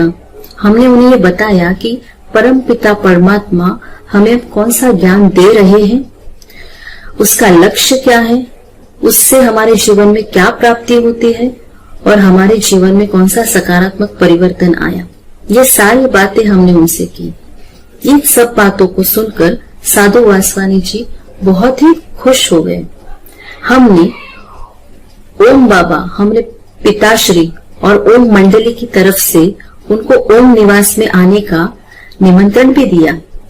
तो साधु वासवानी जी ने कहा कि चलो मैं आपके साथ ही आता हूँ, और यह कहकर वो हमारे साथ ही कार में बैठ गए। पर जैसे ही वो कार में बैठे तो उनके जो सत्संगी थे, उनके जो प्रशंसक थे, उनके जो फॉलोअर्स थे, नर नारी वहां आए हुए थे, उन्होंने चारों तरफ से कार को घेर लिया और साधु वासवानी जी ने कहा कि आप कहीं नहीं जाएंगे। अब साधु वासवानी जी ने उन्हें समझाया कि मैं 1 घंटे में वापस लौट आऊंगा, पर उन लोगों को यह डर था कि अगर वो वहां गए और उनके ऊपर भी ओम मंडली का प्रभाव पड़ गया तो वो वहां के हो जाएंगे, फिर हमारा क्या होगा। तो बड़ा आग्रह करके उन्होंने वासवानी जी को कार से नीचे उतार दिया। तो साधु वासवानी जी ने कहा कि मेरा बहुत मन था दादा से, माना हमारे प्यारे ब्रह्मा बाबा से मिलने का, परंतु लग रहा है कि इस समय ये संभव नहीं है, मैं फिर कभी अवश्य आऊंगा। अब थोड़ा समय जाने के बाद साधु वासवानी जी के जो शिष्य थे और जो मुखिया लोग थे, उन्होंने उनको बहुत भड़काया और उन्हें ओम मंडली के खिलाफ भड़काया। और थोड़े समय में उन्होंने उनके साथ मिलकर ओम निवास के बाहर और ओम मंडली के खिलाफ पिकेटिंग करना शुरू कर दिया। वहां बाहर आंदोलन करना शुरू कर दिया। हजारों लोगों की भीड़ इकट्ठा हुई, जोर से आक्रमण कर दिया गया, दीवार को तोड़कर सब अंदर चले गए। अब थोड़ी ही देर में पुलिस वहां आई और पुलिस ने मामला संभाल दिया और साधु वासवानी जी को पुलिस पकड़कर ले गई। अब पिकेटिंग माना आंदोलन के कारण वहां का वातावरण बहुत तनावपूर्ण हो चुका था।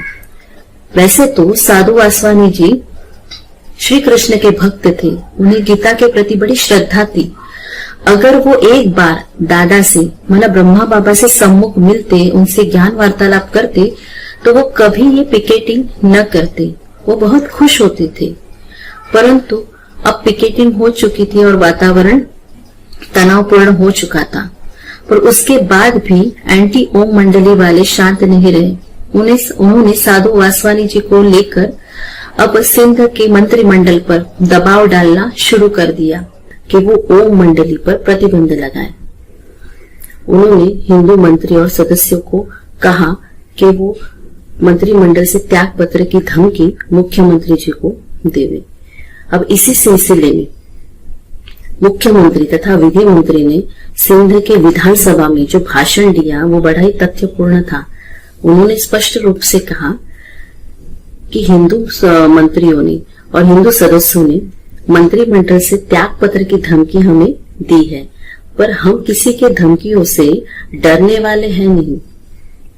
हर एक धार्मिक संस्था को अपने मंतव्य के अनुसार सत्संग और साधना करने का पूरा वैधानिक और कानूनी अधिकार है। फिर किस धारा के अंतर्गत हम ओम मंडली पर प्रतिबंध लगाएं?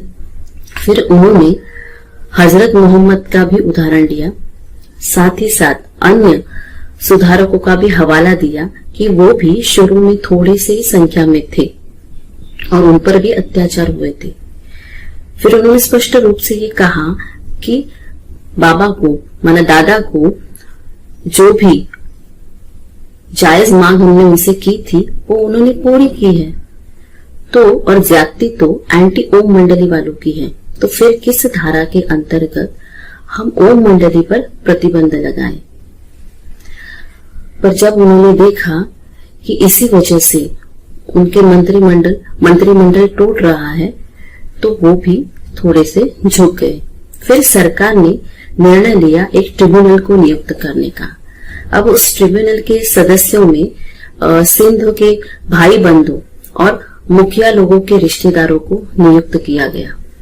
इस पर ओम मंडली वालों ने सरकार को स्पष्ट रूप से कहा कि इस ट्रिब्यूनल के जो सदस्य है वो निष्पक्ष होने चाहिए। ये जो सदस्य चुने गए हैं वो एंटी ओम मंडली का शुरू से ही पक्ष लेते आ रहे हैं। इसलिए सरकार को खास आवेदन पत्र दिया गया ओम मंडली की तरफ से कि सदस्य या तो निष्पक्ष अंग्रेज या तो निष्पक्ष हिंदू हो या तो फिर अंग्रेज हो। इसके अलावा उस आवेदन पत्र में यह भी कहा गया कि पिकेटिंग की वजह से जो वातावरण बिगड़ चुका है उसे शांत करने के लिए उसे शांत किया जाए। साथ ही साथ जो सेक्शन 144 लागू किया गया है उसे हटाया जाए ताकि ओम मंडली के सदस्य आपस में मिल सके, वो अपने वकील से राय और सलाह कर सके। ट्रिब्यूनल के सामने हमारे वकील को नियुक्त करने की भी स्वीकृति मांगी गई। इसके अलावा उन्होंने कहा कि सरकार को कहा कि ट्रिब्यूनल को यह अधिकार होना चाहिए कि जो जिसे चाहे वो साक्षी के लिए अपने सामने बुला सके। ट्रिब्यूनल की कार्य पद्धति, कार्य प्रणाली क्या है, साथ ही साथ वो किस बातों पर जांच करेगी, उसकी सारी सूची भी प्रकाशित होनी चाहिए। ऐसी बहुत सारी बातों पर ओम मंडली वालों ने सरकार को लिखा था, पर ओम मंडली के आवेदन पत्र पर सरकार ने कोई भी सुनवाई नहीं की। अतः अंततः ओम मंडली ने ट्रिब्यूनल की बैठकों में सम्मिलित होने से इनकार कर दिया। अब ओम मंडली के ही कुछ सदस्य थे, उन्होंने व्यक्तिगत रूप से ट्रिब्यूनल को, सरकार को पत्र लिखे, लिखित स्वरूप में कहा कि हमें ओम मंडली के बारे में, उनके कार्य के बारे में ट्रिब्यूनल के सामने अपना मंतव्य रखना है, तो उन्हें साक्षी के लिए बुलाया जाए। हालांकि वो जो व्यक्ति थे वो प्रतिष्ठित नर और नारी थे समाज के, पर फिर भी उनके कहने पर भी ट्रिब्यूनल ने किसी को भी बुलाया नहीं।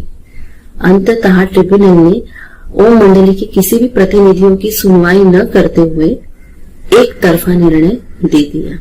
अब उसमें उन्होंने ये सिफारिश की कि ओम मंडली के जो सदस्य हैं वो अलग अलग रहेंगे। अब यह निर्णय बड़ा ही विचित्र था। अब ओम मंडली के सदस्य प्राय परिवार वाले थे, तो क्या पति अपनी पत्नी से, पिता अपने पुत्र से अलग रह सकते हैं? अब ट्रिब्यूनल वालों के ये बात ध्यान में ही नहीं आई कि जब उन्होंने निर्णय दिया कि ओम मंडली में सभी परिवार वाले रहते हैं, साथ ही साथ समाज में और लोगों में भी इस विचित्र निर्णय की कड़ी आलोचना हुई। तो समाचार पत्र जैसे कि सिंध गजट में भी इसकी कड़ी आलोचना हुई। जो शिक्षित लोग थे समाज के, उन्होंने भी इस बात को उठाया कि ये अन्याय है और हर एक धार्मिक संस्था को अपनी धार्मिक संस्था के अनुसार सत्संग साधना करना ये उनका कानूनी हक है, तो उसे रोका नहीं जा सकता। ओम मंडली ने भी सरकार को स्पष्ट रूप से लिखा। साथ ही साथ समाचार पत्रों में, दैनिक पत्रों में ये भी चर्चा हुई कि जिस कानून के अंतर्गत ओम मंडली पर ये जो कानून लागू किया गया है कि उन्हें अलग अलग रहना चाहिए, ये कानून ओम मंडली पर लागू नहीं होता, ये उस संस्था पर लागू होता है कि जो उपद्रव करती है। और ओम मंडली के बारे में हाई कोर्ट ने भी एक बार निर्णय दिया था कि ये संस्था बड़ी शांत प्रिय है, ये लोग बड़े शांत प्रिय है और भी समाज सुधारक है। हाई कोर्ट के इस निर्णय के ऊपर भी मंत्रिमंडल ने ध्यान नहीं दिया, जैसे कि अन्याय हो रहा था और अपने मंत्रिमंडल को बचाने के हेतु न्याय का भी खून कर दिया गया। अंत तक ओम मंडली वालों को ट्रिब्यूनल ने ये बताया नहीं कि ट्रिब्यूनल में उनके खिलाफ किस किसने गवाही दी, क्या क्या कहा, उनके ऊपर क्या आरोप थे, उसका क्या प्रमाण था, उसका क्या आधार था।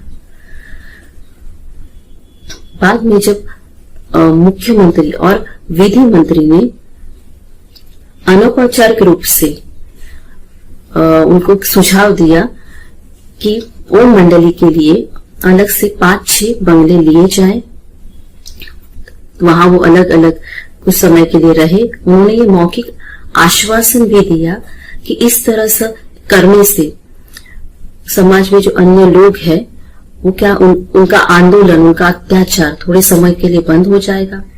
सरकार भी ओम मंडली के विरुद्ध कोई कदम नहीं उठाएगी। इस तरह से तब वातावरण शांत हो जाएगा, इसलिए थोड़े समय के लिए वो सारे अलग अलग रहे। अब बाबा को तो अपने बच्चों की इच्छाएं पूरी करनी ही थी, ऐसा ही हुआ।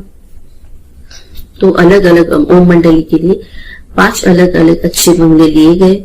अब एक बंगले में बाबा और उनके साथ कुछ परिवार वाले जो उनके लौकिक रिश्तेदार भी थे साथ में रहने लगे। दूसरे बंगले में छोटे बच्चे जो लौकिक विद्या के साथ साथ अपनी ईश्वरीय विद्या का भी अध्ययन करते थे। एक बंगले में ओम राधे जी और उनके साथ कुछ माताएं और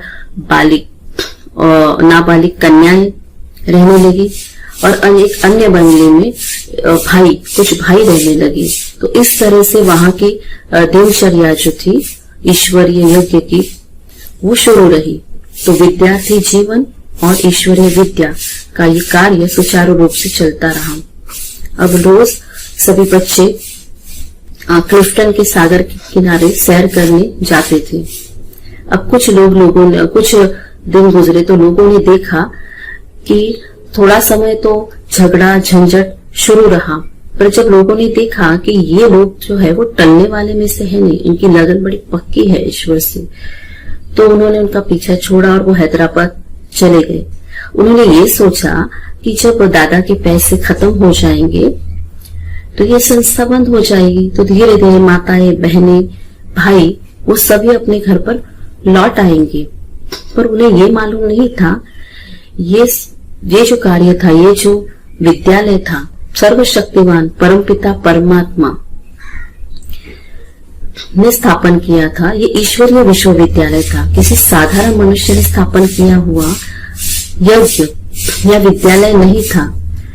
फिर उन्होंने समाचार पत्रों में भी प्रस्ताव डाल के रखा कि ओम मंडली वालों को कोई भी व्यक्ति पैसे की मदद नहीं करेंगे, ताकि एक दिन उनके पैसे खत्म हो जाए तो इस संस्था का अंत हो जाए। पर उन्हें नहीं मालूम था कि ओम मंडली इस संस्था का आधार, जिस त्याग, निष्ठा और समर्पण इस पर था, तो उसका अंत लोग भला कैसे कर सकते हैं।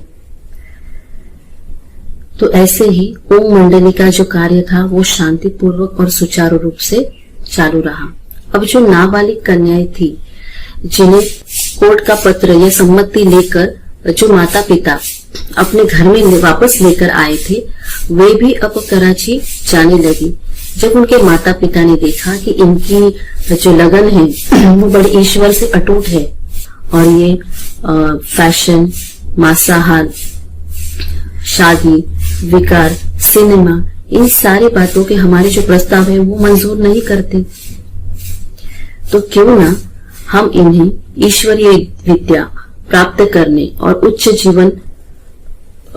जीवन की प्राप्ति करने के लिए क्यों ना हम उन्हें सम्मति दे दें। तो इस तरह से जो नाबालिग कन्याएं जो घर में वापस आई थी वो भी कराची चली गई। अब कुछ बुजुर्ग माताएं और बालिक माताएं, बुजुर्ग माताएं, उन्हें तो वापस आने की आज्ञा नहीं थी, क्योंकि उनके पास स्वीकृति पत्र था कि वो ओम राधिक जी के पास जाकर ज्ञानामृत पी और पिला सकती हैं। अब नाबालिग कन्याओं के सामने एक और परीक्षा आई, और जिसके बारे में ब्रह्मा कुमारी मनोहर इंदिरा जी आप बीती लिखती हैं। एक दिन 2-3 कुमारियों की माताओं के सामने एंटी ओम मंडली वालों के सदस्य आए। उन्होंने उनको भड़काया और कहा कि आप ओम मंडली के पास जाएं और अपनी बच्चियों को, अपनी कन्याओं को वापस ले आए। अब माताओं ने कहा कि हमने स्वयं ही उन्हें स्वीकृति पत्र दिया है, अगर वो उस न्यायालय में पेश कर देंगी तो। फिर एंटी ओम मंडली वालों ने उनको एक सुझाव दिया। उन्होंने कहा कि हम आपको एक उपाय बताते हैं, आप उस सुझाव को और उस उपाय को अगर नहीं मानेंगे तो हम आपको बिरादरी से अलग कर देंगे तथा आपको क्षति भी पहुंचाएंगे। तो इस रीति से उन्होंने उन माताओं को बहकाया, डराया, धमकाया और वे उन माताओं को कराची में लेकर आए। अब कराची में उन्होंने एक प्रसिद्ध और धनाढ्य व्यक्ति शिवरत्न मोहत्ता जी के घर के बाहर उन्होंने उन माताओं को बिठाया। उन्होंने सारी बात उनको समझाई और उनको कहा कि भाई आप घर के बाहर बैठकर अब भूख हड़ताल शुरू करो। तो जब इस बात का शिवरत्न मोहत्ता जी को पता चला तो उन्होंने उन माताओं को भीतर बुलाया, उनसे बात की, उनसे पूछा कि ये भूख हड़ताल किस लिए कर रही है। तब माताओं ने अनुनय विनय करके उनसे ये कहा कि आप दादाजी से कहकर हमारी कन्याओं को घर वापस भेज दीजिए। तो शिवरत्न मोहत्ता जी दादाजी से मिले, उन्होंने उनसे बात की। फिर दूसरे दिन उन्होंने उन माताओं को अपने घर पर बुलाया। जब हम आई तो उन्होंने देखा कि उनका जो मकान था वो एक बिल्कुल महल की तरह था। शिवरत्न मोहत्ता जी उनका जो व्यक्तित्व था वो भयंकर स्वरूप के थे। उनकी आंखें लाल थी, मुख पर गुस्सा था। उन्होंने आते ही हम कन्याओं को ना कन्याओं से कुछ पूछा ना कुछ बोला, बल्कि उन्होंने सीधी सीधी आज्ञा दी कि हम कन्याओं को हमारी माताओं के पास वापस भेज दिया जाए। इन कन्याओं ने अपनी माताओं को बहुत तंग किया हुआ है। अब उनकी ये बातें सुनकर हमको ऐसा लग रहा था कि जैसे कि कंस हम कन्याओं को पटक कर मार रहा है, और उनके आतंक और गुस्से को देखकर हम डर कर हमारी माताओं के साथ कार में जाकर बैठ गए। पर जैसे ही हम जा रही थी, हमारी अंतरात्मा में आवाज हुई कि हे कन्याओं, हे शक्तियों, तुम इनसे डरो मत, तुम इन्हें भी ईश्वरीय संदेश सुनाओ, आखिर इनके उद्धार के लिए तुम ही निमित्त हो। तो ये बात सुनकर हम कार से उतरी और हम अंदर चली गई। हमने शिवरत्न मोहत्ता जी से कहा कि हमें आपसे कुछ बात करनी है। वो गुस्से से तिल मिला उठे। उन्होंने कहा, क्या बात करनी है? हमने कहा, बाबूजी, हम आपको ये बताना चाहते हैं कि हम यहाँ पर कैसा जीवन व्यतीत कर रही है और हम अपने माताओं के साथ अपने घर क्यों नहीं जाना चाहते। हमारी एक ही मांग है और जिसे आपको पूरी करनी होगी। हमने अपने घर वालों से एक ही बात कही कि हमको कोई धन, सुविधा, सुख सुविधा या ईश्वरीय वैभव, सोना चांदी कुछ भी नहीं चाहिए। हमें तो बस ईश्वरीय विश्वविद्यालय में जाकर वो ईश्वरीय ज्ञान लेने की आप स्वीकृति दे दीजिए। साथ ही साथ हम अपना पवित्र जीवन, ब्रह्मचर्य वाला जीवन व्यतीत करना चाहती है, इसके लिए हम उनसे स्वीकृति मांगते हैं। परंतु हमारे घर वाले हमारी ये बात स्वीकार करने की बजाय हमें मारते हैं, पीटते हैं। अभी भी ये हमें घर से यहाँ से ले जाकर मारेंगी और मार दिलाएंगी। साथ ही साथ हम अशुद्ध भोजन करना नहीं चाहती, पर फिर भी बलपूर्वक हम पर सितम ढाकर यह हमें जबरदस्ती तामसिक भोजन, अशुद्ध भोजन खिलाती है। हमें जबरदस्ती सिनेमा ले जाती है। जब भी हम प्रभु के ध्यान में थोड़ी देर शांत घर में बैठते हैं तो हमें पीछे से धक्का देते हैं। हमारे जो घर वाले हैं वो हमारे बाल खींचते हैं। तो इस रीति से वो हमें परेशान करते हैं। तो हमारा दर्दनाक ये वृत्तांत, जीवन वृत्त सुनकर शिवरत्न मोहता जी को बड़ी दया आई। उनके मन में दया भाव उत्पन्न हुआ। थोड़े से नर्म स्वर में वो बोले, मैं आप लोगों से एक बात पूछना चाहता हूँ।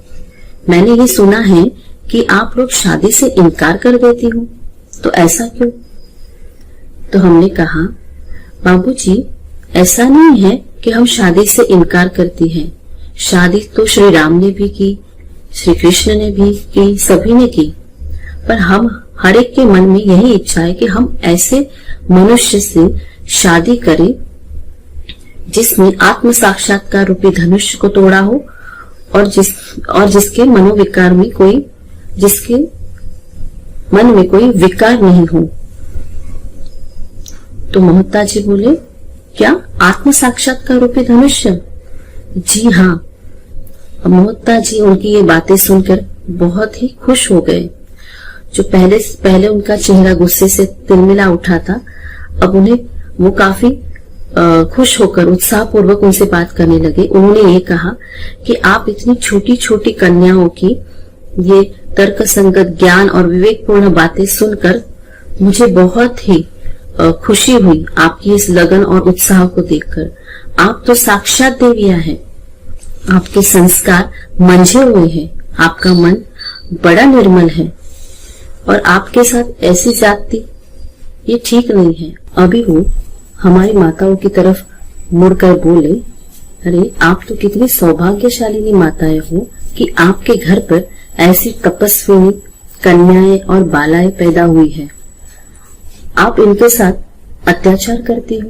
ये तो साक्षात देवियां हैं। इनके मन के विरुद्ध बलात् इन्हें अशुद्ध भोजन खिलाती हो। ये ठीक नहीं है। आगे से इन पर अगर अत्याचार किया तो खबरदार। तो इस रीति से उन्होंने हमारी माताओं के साथ हमें खुशी खुशी भेज दिया। साथ ही ये भी कहा कि जब भी इनका मन करे तो उन्हें आप आज्ञा दे दीजिए।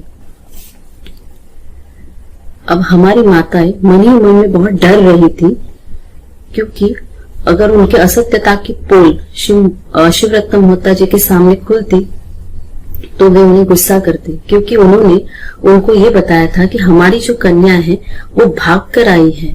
पर हालांकि ऐसा नहीं था, क्योंकि हमें तो हमारे घर से स्वीकृति पत्र मिला हुआ था। पर हमारी माताएं जो एंटी ओम मंडली वालों की दबाव में आकर उन्होंने शिव मोहता जी से ये कहा था कि ये कन्याएं भाग कर आई हैं। अस्तु, अब जो हुआ उसमें भी हमारा कल्याण समाया हुआ था। अब हम अपने माताओं के साथ जब लौट रही थी वापस, तो हमारे मन में एक शुभ संकल्प चला कि क्यों ना जो ईश्वरीय ज्ञान हमें हमारे पिता ने दिया है वो हम अपनी माताओं को भी दें, उनका भी कल्याण करें। तो ये सेवा का बहुत ही अच्छा अवसर है। तो ये शुभ संकल्प लेकर हम जैसे ही हमने घर पहुंची, हैदराबाद वापस लौटी, तो हमने रोज थोड़ा थोड़ा ईश्वरीय ज्ञान हमारी माताओं को देना शुरू कर दिया। अब घर के अन्य कार्यों में तो हम उन्हें सहयोग देती ही थी, तो हमारे इस ज्ञान को, हमारे प्रैक्टिकल जीवन को देखकर वो बहुत प्रभावित हुई और उन्हें पता चला कि ये यहाँ पर क्या पढ़ती हैं। फिर कुछ समय के बाद हमारी माताओं ने ही कहा कि बेटियों, कि आप अपना भविष्य उज्जवल बनाने के लिए उस ब्रह्म ज्ञान को और उस अविनाशी ज्ञान को प्राप्त करने के लिए आप जा सकती हो। तो हमारी माताओं का शुभ आशीष लेकर हम सारी कन्याएं वापस कराची लौट गई और ईश्वरीय विश्वविद्यालय में दाखिल हो गई। वहां वही हम बोर्डिंग में रहने लगी।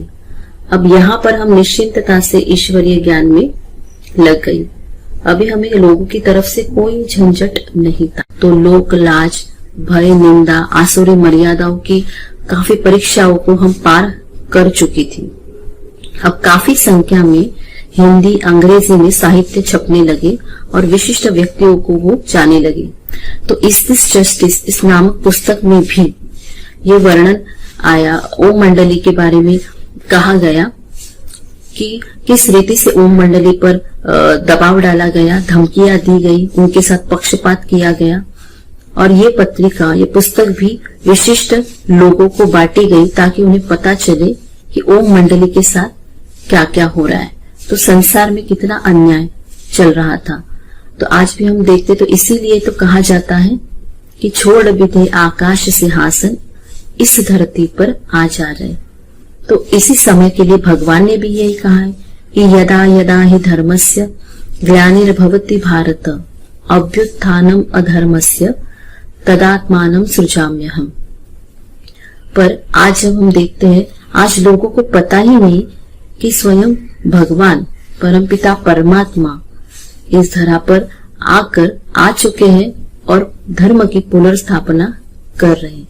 तो इस रीति से हमने देखा कि कैसे विघ्न विनाशक प्रभु ने विघ्नों से पार किया। तो कल की कड़ी में हम देखेंगे कि अलौकिक माता पिता से हमें क्या घनेरे सुख मिले, साथ ही साथ परम शिक्षक हमारे परम सद्गुरु, उनके द्वारा हमें क्या क्या श्रेष्ठ शिक्षाएं प्राप्त होती है। ओम शांति।